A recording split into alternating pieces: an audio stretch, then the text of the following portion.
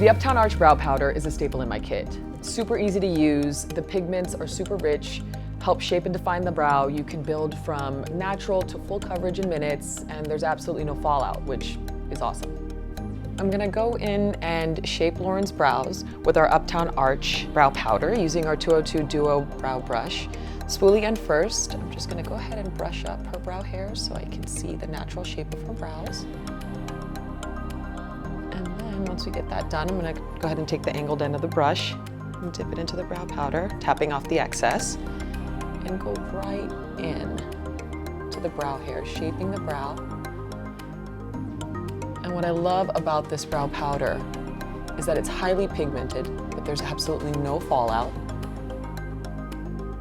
And it adheres to the brow hairs as well as the skin, making for quick and easy application, and also defining the brows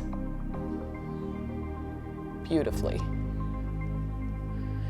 You can create a natural brow or a bold brow, whatever you like, within a short amount of time, and it builds from medium to full coverage. Once I get the brow shape in, go ahead with the spoolie one more time to blend the brow powder color and the brow hairs together and really just solidify that shape. And there you have it.